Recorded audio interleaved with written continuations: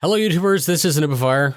We're going to go off on a little tangent today. To be a great content creator, you should do one of three things. These can be arranged in a triangle, so the greatest of content creators can do all of these three parts at the same time. So let me please try to entertain you with my story. On this day last year, on the 31st of January 2022, I became a civilian after 30 years of full-time active service. I was an armored crewman for 15 years, so this is your generic tank driver, gunner, loader, and commander. I changed trades looking for a new challenge to geotech, rounding out the second 15 years. 3 tours in Bosnia, time in Macedonia, 2 tours of Afghanistan with SOFCOM, and then most recently a tour of Kuwait supporting that AO. I joined very early, so leaving at 48 years of age confused many. They said, there's still so much gas in the tank, so much time to advance. When your entire career happens to be what you would choose to do anyways, you don't mind at all. But it had gotten more to the point where going to work, although familiar, was interfering with what I actually wanted to do, which was content.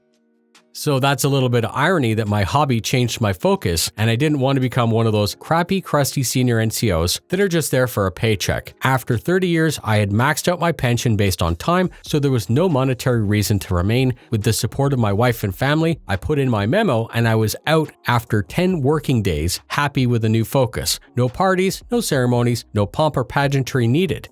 So it's been a year and I've achieved more than I could have ever imagined. Star Citizen content continues to be the main focus, but sim gear, controller hardware, and the studio have become new opportunities. I have a long-lasting friendship with Monster Tech. Early in 2022, they had incorporated Motion Systems EU to their new MTS sim system. I thought the idea was great, and investing into this great opportunity would let me use, test, and review it. And it was at that time, after a lot of research, that I also decided to invest in its larger brother. That plan took a bunch of research, and then after finding a Canadian distributor, it was paid for in full all the way back in April of 2022. It would be 5 months to deliver, so having the second smaller system proved to be a valuable asset, and of course, eventually having 2 would open up its own unique opportunities. 5 months became 6, 7, and 8, and I'm upset to say that I wasn't happy being left in the dark by the local distributor. And there we have a little bit of foreshadowing into the rest of the story. Both reviews had a great reception, and I heard back from Cubic that they really liked the presentation. They said that one of the biggest blockers preventing people from buying wasn't the cost, but was the concern that it was too technical for the average person to install. The average future sim enthusiast has the desire and may have the money, but they need help with planning, choosing parts, making sure that they have the right place, and even in some cases, help with installing on site.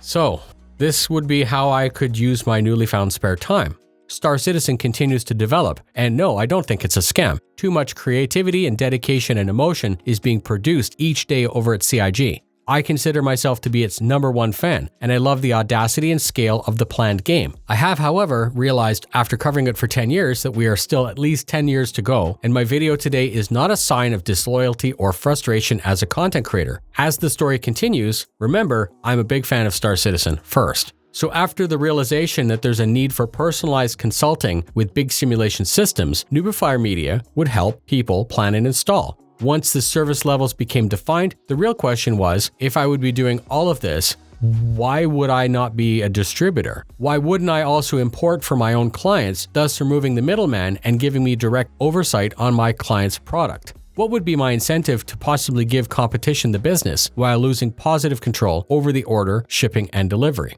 After many NDAs and conversations, I became a North American distributor for Cubic Systems, servicing both Canada and the United States.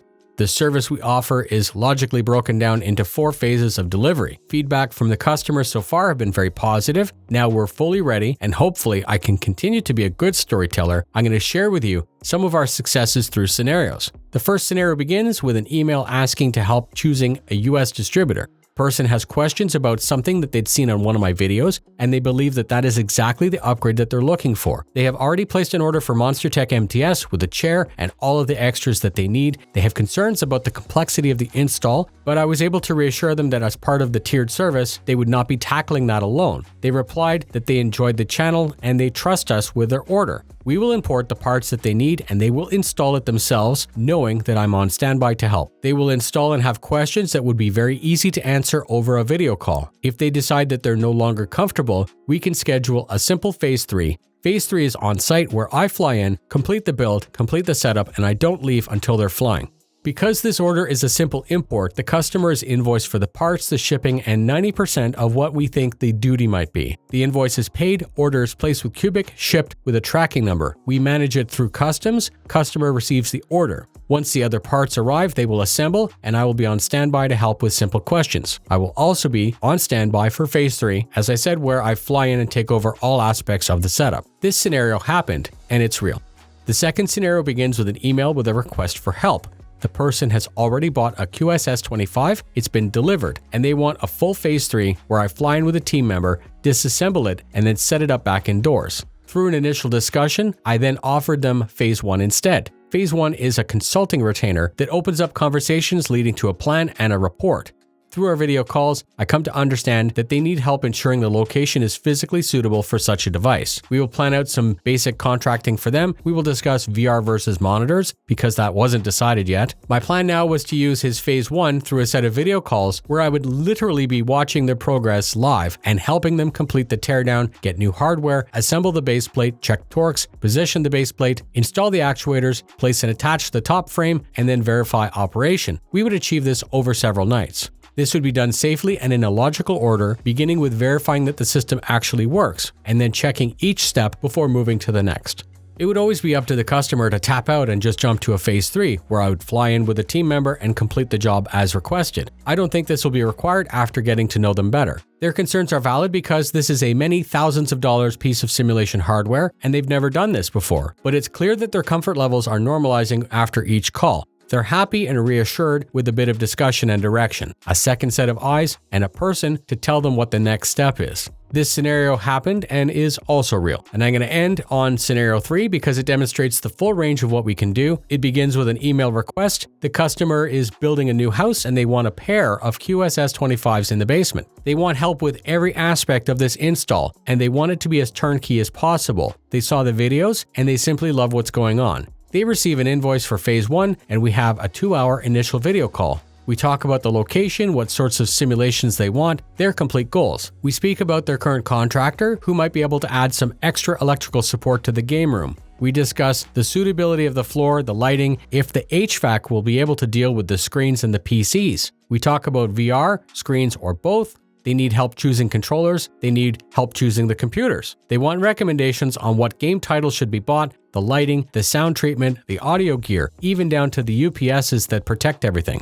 Phase 1 ends with a complete report, a plan, and a list of parts. Phase 2 begins with a second invoice for every part that's on that list. I place the orders for the customer. I will also work with companies such as Monster Tech to produce custom parts such as monitor stands. TVs, controllers, custom parts arrive and are verified. And after a final video call to check that the contracting work was done, we initiate Phase 3. I fly with a team member, check into a hotel that's nearby, get wheels, recce some local stores, and the next day we're on site. The customer wanted some sound treatment, which is measured twice with a laser and is on the wall in 2 hours. Custom monitor stands for the 6 TVs are cable managed after the lights are installed. VR lighthouses are positioned in the room. The PCs are initialized and mounted behind each of the middle screens. The audio is mounted. DisplayPort wires are cable managed. UPSs are installed, and everything is tested. The motion systems are brought in piece by piece, bolts are tightened, torqued, and marked with a paint marker, wires are pre-laid in the base, the actuators are attached, the upper frame and the chair are attached. The system is fired up and verified. At this point, controllers such as pedals, wheelbases, customized wheels, shifters, handbrakes are all positioned to suit the owner. The VR is initialized and checked to make sure that everything works. Extras that they may have wanted, such as driving shoes and gloves, are checked for size. My team and I then install sim titles, adjust the field of view, key bindings, and apply changes to the motion platform profile per title. All of this is done, and my team and I are happy. The customer gets a book.